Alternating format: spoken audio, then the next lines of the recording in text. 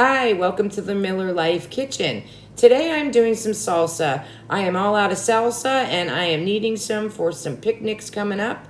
And I do not have my tomatoes in yet, so I am going to be using canned tomatoes and Mrs. Wage's salsa mix. You do not need to be a canner to do this recipe. This is semi-homemade salsa, and you can stay along through my video.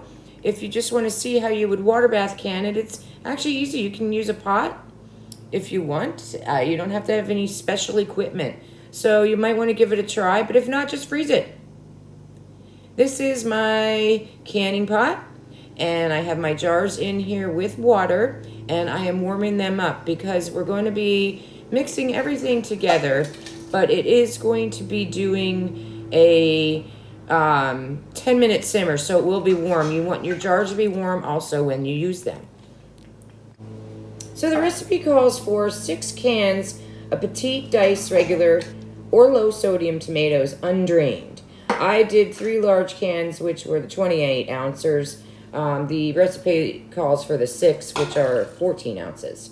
So that was 3 cans of the large size, and then a half a cup of white distilled vinegar or cider vinegar. I use cider, as you can see by the color of it. That was a half a cup. And then just the pouch. Can't get any easier than that, right? Mix it all together, and then I'm just gonna put my lid on and simmer it for 10 minutes. Here's my water bath from a different angle, and I'm just gonna show you how you take the jar out and drain the water in. That way your jars are heated up before you put the salsa in. That's it. Now I'm taking it over to my canning area, and I'm gonna fill up the jars. All right, once I have my funnel on top, I'm going to be filling my jars up, and we're gonna be doing this up to 1/2 inch of headspace.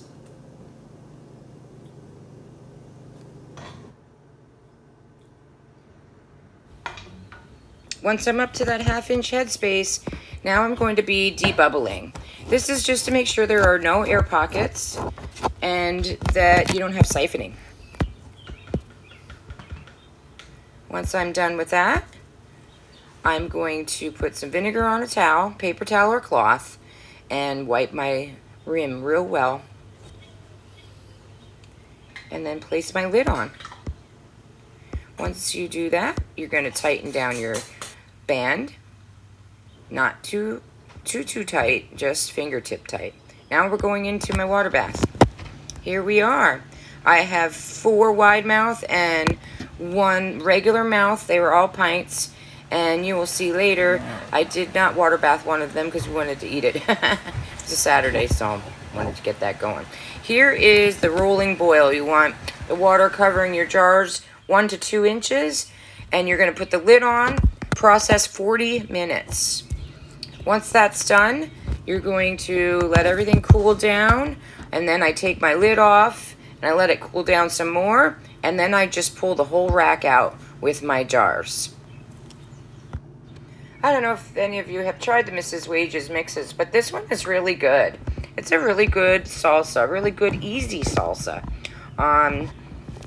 I was reluctant to try because I feel like I always want to make everything homemade, but sometimes you just run out of time, and you know what? It's cheaper to make it this way than buy it in the store, and it tastes really good. It's very comparable to your medium chunk.